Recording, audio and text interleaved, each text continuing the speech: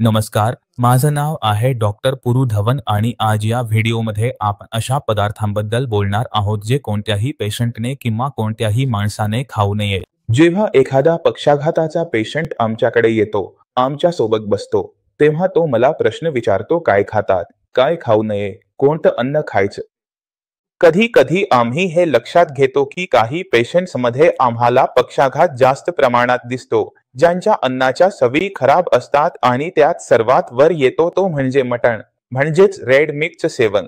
आपण अनेकदा पाहतो की जर कुणाच्या घरी खूप जास्त पार्टी होत असेल, मटण खूप जास्त बनत असेल, रेड मीट खूप जास्त बनत असेल आणि त्याचं सेवन सलगपणे खूप जास्त झालं असेल, अशा पेशंटमध्ये स्ट्रोक जास्त प्रमाणात दिसतो. ज्यामागे दोन कारणं आहेत. सगळ्या रेड मीटमध्ये एकतर कोलेस्ट्रॉलचं प्रमाण जास्त असतं आणि त्यात सूज निर्माण करणारे घटकही जास्त प्रमाणात असतात. हे जे टिमाऊ आणि कोलेस्ट्रॉल आहे, जेव्हा हे शरीरात वाढतं तेव्हा क्लॉट तयार होण्याची शक्यता जास्त होते आणि म्हणूनच जेव्हा आपण सलगपणे वारंवार मटणाचं सेवन करतो तेव्हा आपल्याला पक्षाघाताचे पेशंट दिसतात.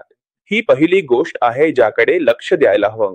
आणि जर तुम्हाला स्वतःला निरोगी ठेवायचं असेल, पक्षाघातापासून वाचायचं असेल तर मटण सोडून द्या. आणि ज्यांना पक्षाघात झाला आहे, एकदा विचार करून बघा की जेव्हा त्यांना पक्षाघात झाला त्याआधी त्या आठवड्यात, त्या महिन्यात त्यांनी किती वेळा या गोष्टीचं सेवन केलं होतं. फक्त मटणच नाही तर इतर सगळे जड म्हणजेच रेड मीट देखील पूर्णपणे धोकादायक असतात. ते पोर्कमधून येत असो किंवा बफमधून येत असो. हे पूर्णपणे बंद करावं लागतं. व्हाईट मीट ही अशी गोष्ट आहे जी आपण रोजच्या रोज खाऊ शकतो. रेड मीट म्हणजेच जड मांस महिन्यात एकदाही खाणं कठीण आहे. वर्षातून 1-2 वेळा चालतं. पण जर आपण ते सतत खात राहिलो तर आपल्याला फक्त पक्षाघातच नाही तर उच्च रक्तदाबाचाही त्रास होऊ शकतो. कोलेस्ट्रॉलचा त्रासही होऊ शकतो. अनेकदा रुग्णांना वाटतं की ते खूप सडपातळ आहे, त्यांच्या शरीरात कोलेस्ट्रॉल असणारच नाही, पण असं नसतं. कोलेस्ट्रॉलचं सडपातळ किंवा जाड असण्याशी संबंध नसतो. तथ्य लक्षात ठेवा. आता आपण दुसऱ्या महत्वाच्या गोष्टीकडे जाऊया, कचोऱ्या. दिल्लीकर वा लखनवी त्यांना विचारतो, विशेषतः शाकाहारींना, की तुम्ही किती कचोऱ्या खाता. तुम्ही विश्वास ठेवणार नाही, अर्धे लोक सांगतात, सर आम्ही कचोरी पुरी शिवाय राहू शकत नव्हतो. म्हणून कचोरी पुरीमध्ये काय जातंय फॅट?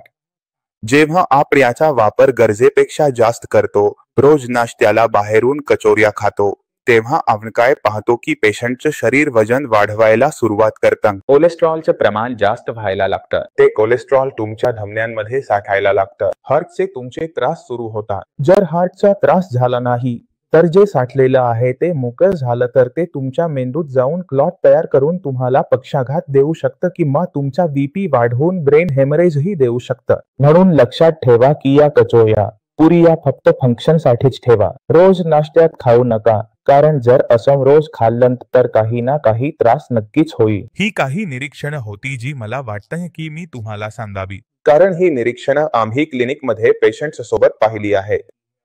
जेव्हा पेशंट स्वतः सांगतो की हो मी असं केलं होतं, हे दुसऱ्यांनी करू नये म्हणून सांगावं वाटतं. या व्हिडिओमधून तुम्हाला बरंच काही समजलं असेल. जाण्यापूर्वी मी इच्छितो की तुम्ही काही पॅरालिसिस पेशंट्सना भेटून जा, ज्यामुळे स्पष्ट कल्पना येईल की पॅरालिसिसमुळे कोणकोणत्या अडचणी येतात आणि त्यातून कसं बाहेर पडता येतं.